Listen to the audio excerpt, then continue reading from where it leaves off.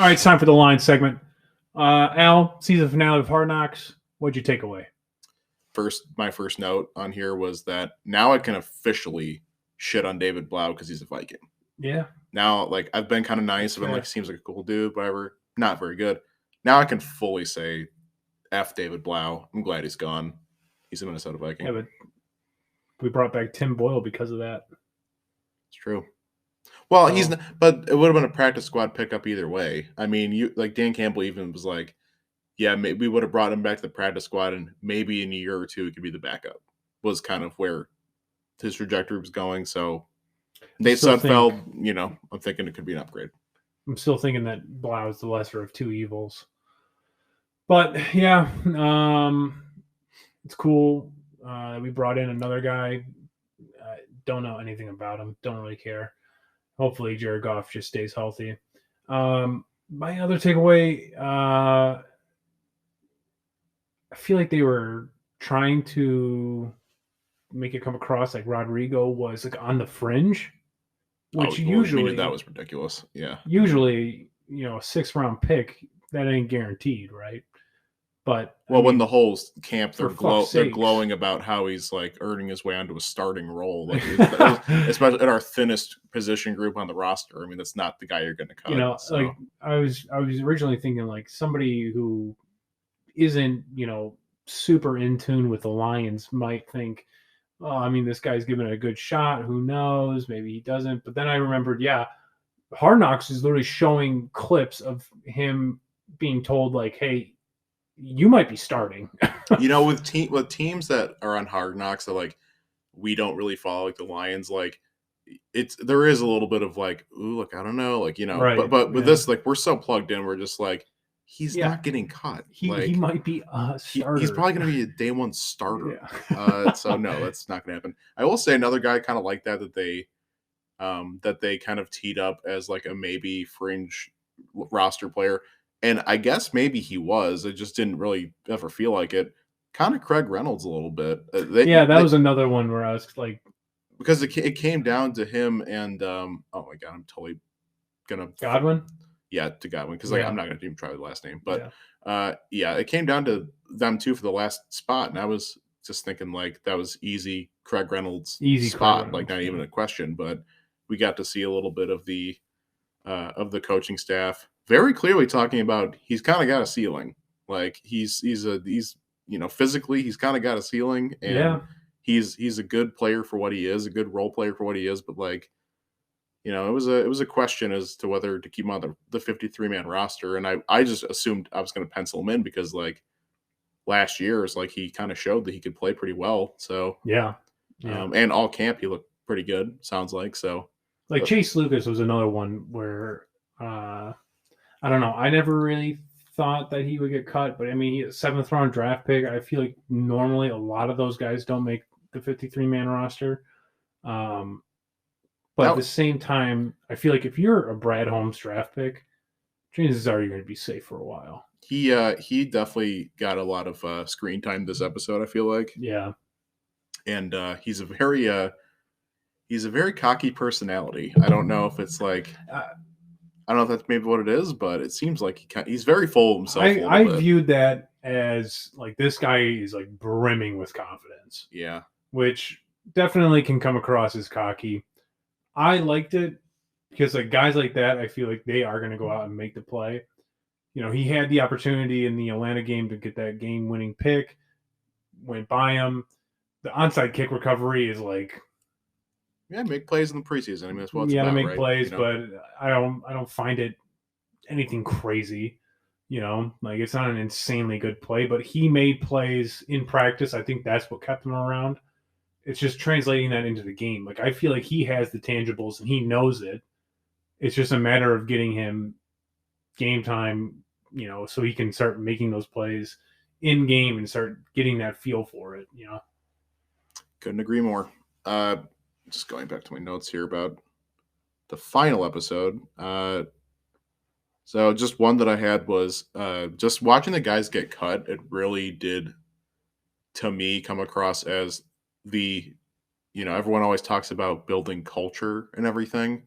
It feels real with this team. They definitely feel like they are doing a good job of doing that. Like there were guys getting cut, and like on the way out the door, they kind of made a point to be like, "Hey, we really believe in what you guys are doing here," and like they made a note to like say that to Brad Holmes and Dan Campbell. Like to me, like I don't think with the Matt Patricia regime they'd be going, "Hey, you guys are running a class act organization around here." Like like I don't know, it just felt like a real thing to me at that particular point. Maybe I was trying to say the right thing on the way out. I don't know, but it was nice to see.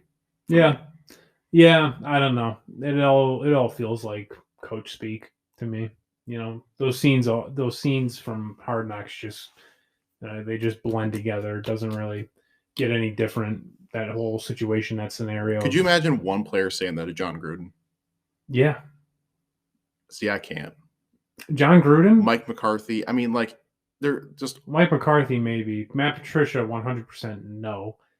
But I don't know. For like the most part, like guys are going to be cordial in that because they know that they're going to have to rely on those other coaches to get another shot. Well, this will piggyback into my last note on it then. Okay. Are your expectations at all raised about the team after watching an in-depth behind-the-scenes process of this offseason, this preseason, et cetera, et cetera?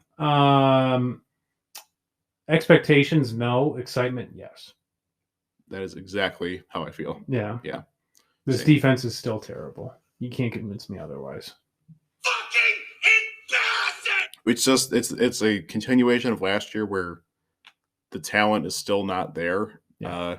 There's more talent, and there's more development, and there's more familiarity with the coaching staff and the schemes, but like it's still a pretty talent poor roster in several areas, several like key areas. So I'm expecting improvement, not a playoff berth or anything like that. Heavens no. I mean, literally, Sports Illustrated has them going 9-7. Yeah.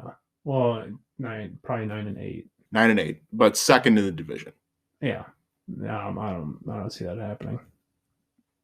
So that's all 8-9 at the best. That's all my notes on Hard Knocks. I mean, I guess we could mention the Eminem in the episode. Oh yeah, that was cool. It was cool seeing Eminem. He's funny actually. Yeah, he's cracking jokes. Very funny guy actually. If you've never seen his scene in the 2009 Adam Sandler comedy Funny People, definitely look it up on YouTube. It's actually hilarious. Wow, guy's a good actor. That's a deep cut. Yeah. Yep. That was really cool. Overall, great Hard Knocks. I think they really blew it out of the water this year. I thought everybody was super entertaining. Got a great. They did different looks. They did in depth on the head coaches, and they picked a good team with lots of interesting storylines and like a lot of personality. Yeah, it was a good pick by them. And I don't watch Hard Knocks every year, honestly. Like it's really just kind of dependent on the team. The last couple of years, it sucked. Like I think the Raiders one was the last one I watched before this one. I didn't even watch that one. It was the year that Gruden came on, I think, and I was like, I just was curious. They brought AB in. I was just like, I was just really curious about it. Maybe it was Gruden's second year, but that was the last one I watched, and I kind of tuned out after that. And yeah, it was awesome to have our team on there. I said to my fiance, we're watching. I'm like, well, that'll never happen again. Yeah, probably not. But let's go ahead. Let's change gears. It's week 1. We got Philadelphia coming into town. Al and I will be there watching this team play live. Boots on the ground. Boots on the ground. It should be interesting. What are you looking to see, Al? What are you looking to feel from Ford Field? Almost a sold-out crowd, by the way. Yeah, I think in our off podcast group text, I had made the note of if the Lions win this game, it will feel like a playoff win to people. And if they lose this game, it will be typical bitter SOL to the nth degree. Yep. Because like the Eagles right now, they're definitely risers in the power rankings. I feel like I think people are pretty bullish on them right now, and I think people are definitely seeing them as the number 1 team in the NFC East. I think them and Dallas are kind of arguable for a lot of people, but they're definitely getting popularity. And they came in here last year and kicked us in the balls. So I don't know. I feel like that's my things that I would want, I guess, more competitive than last year against the Eagles because again, we watched a quarter, then went to the WinBet Sports Lounge and just got hammered. So would like to do a little bit more watching of the game than that. And a very good performance from the Lions offense would be nice. Okay. I totally agree. 100%. I'm looking for at least 2 sacks. I really feel like I'm not asking for a lot with that too. But Jalen Hurts is a squirrely guy. He gets around a lot. So I think it's possible they don't get that, but God, I would love to see Hutch get his first sack. That'd be major. That week 1 at People home. Would absolutely love to see that. Get after the quarterback, Charles Harris and him. It would be fantastic to see some of that stuff. How many Hutchinson jerseys do you think we'll see at Ford Field? Oh, he's the number 1 requested jersey, right behind Rodrigo, or right in front of Rodrigo. I think we'll see him absolutely pissed on. 150 rushing yards. I want to see us really take the pressure off Goff to make plays and control the possession, control the time clock. I keep Philly's offense off the field, pick up first downs through the running game. Let Swift get 20 to 25 carries. Bring Jamal in on those short yardage downs. Keep picking up first downs. Drive the ball down the field. Take up time. I wanted to throw out because you like to, whenever we do this last year, you kind of were like, I want these numbers. Tangible items. So I thought I would take a crack at doing that also. Oh, really? That was my thing I was going to spring on you. Okay. I want to see a game from Goff, 2 touchdowns, 0 turnovers, over 250 yards. Okay. So I think a 300-yard game is a pretty on average good game from a quarterback in the league right now. Mm-hmm. Last year, early on, he was definitely not slinging the rock deep. No, not at all. So I wasn't even sniffing 300 early last year. So I think if we saw that early on this year, that would be quite a turn. Quite a turn. In the right direction. I couldn't agree more. My last little tangible item thing, and this is the one I want to see the most, and especially now because of Vaitai being put on IR, bringing in Tommy Kramer to fill that right guard position. For the love of God, no false starts at home. Great note. Cannot have that. Those are drive killers. No false starts at home.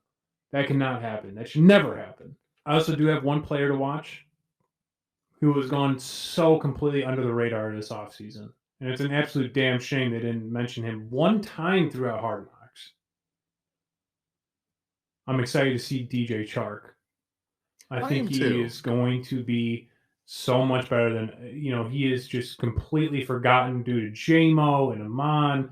I think they will be phenomenal, but people are forgetting about DJ Chark, and I think he is going to be a huge help in the red zone for Goff. He kind of went off the map last year in Jacksonville as to their season. Yep. But yeah, man, he was like, there were some games in Jacksonville where he looked like a real deal number 1 he is a receiver talent. Deep threat. Like he looked really, really good in some games. And yeah, I didn't even consider that. But Hard Knocks, he was on it at all. Like he didn't have a single line. He was in the intro for a second, but yeah, they didn't talk about him at all. Also, a little salty we never got our Jeff Okudah. Never got Jeff Okudah in that either, which is just I'd like to see him have a nice game, but probably won't happen.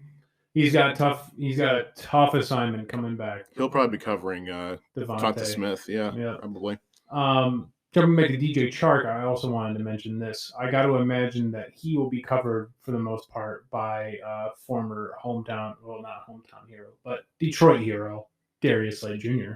I think people don't give a shit about Darius Slay anymore. I mean, he was fantastic for our team for a long time. Oh, yeah, for sure. But Eagles captain this year, actually. Yeah. So they love him too. But with Amon primarily lining up in the slot, I got to imagine Slay will stay to the outside where Chark will be, and we'll be covering him for the most part. So while I don't think Chark is going to have an insane game, I think some of his catches will be crucial, especially in the red zone area. It'd be nice to see Hawkins have a nice game too, because again, if you have St. Brown and Chark being covered by their two top corners, and maybe that opens it up for Hawk a little bit. That'd be nice. Yeah, he's kind of been the the number one target for the Lions in the last year or two, and all the coverage has been on him. So it'd be nice to have him be opened up a little bit more and get some plays. Yep, could not agree more.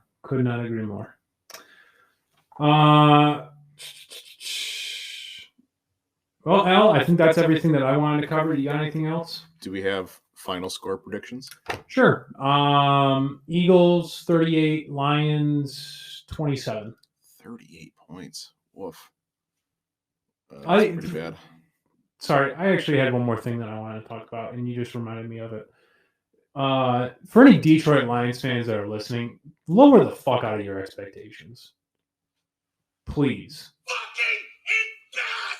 I think this offense could be great. I really do. I think they have every piece in place to have a very good, very well-oiled machine offense that can put up points. 27, we didn't sniff 27 against the Eagles last year, and they have a good defense. Yeah, I kind of was more thinking 38 is a lot to let up. 38 is a lot to let up, and there's a reason for that. This defense is not good. This defense is going to be bottom of the league again. I hate to say it, but Awarmier is a cornerstone. I pray to God that Hutch is a savior. But other than that, this defense doesn't have anything on it. Tracy Walker is a manageable safety that makes good tackles. That's all he's good for. I don't even know who the hell the other guy is. Our linebackers are dust. Terrible. Defensive line, interior, we have the 90-year-old Michael Brockers and a guy who's still developing in Aleem McNeil. Don't even get me started on the rest of the secondary. Jeff Okudah, I pray to God he makes a good turn, but chances are that's not going to happen. And Will Harris is his backup. So against a playoff caliber team. A playoff caliber team. Lower the piss out of your expectations. I don't expect the Lions to even sniff a win in this game. But I pray to God that I'm wrong. Well, I'm going to be slightly more positive. They are going to lose. Yeah, we do need two sides to the coin. They are going to lose, I think. And my final score is going to be Philly 27, Lions 13. I think we get a nice touchdown from them and a couple field goals, but kind of same with the Eagles, a couple touchdowns, a couple field goals. I don't think it's going to be a bloodbath like last year.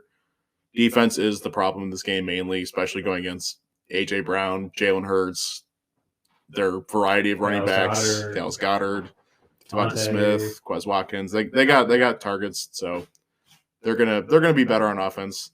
Defense also on Philly is better than our defense, so I don't think it's too much of a blowout game. I'm just expecting a better performance last year and some points. I think both teams are probably going to shake off the rust a little bit week one. That's why I don't think anyone's going to run away with anything. But I think the Lions will. You said they won't sniff a win at all in the game. I think they might be fighting for a little bit. Like but first half? Yeah, but it's going to let up. Either that or they'll in the second half kind of get some fight in there and make it a game. Yeah, but it's not going to be a win. I feel like that's fair. Yeah. But yeah, I feel like I vented a little bit right there, but honestly, like all this shit about people saying, 10 wins, 12 wins, playoff berth, just missing the playoffs. Get your expectations down, man. Like, you guys have got to get a grip. The Gridiron Zeros podcast, we love our Detroit Lions, but we get a grip. Have a healthy dose of reality here. That's going to be my new catchphrase on the show, especially during the Lions segment. Get a grip.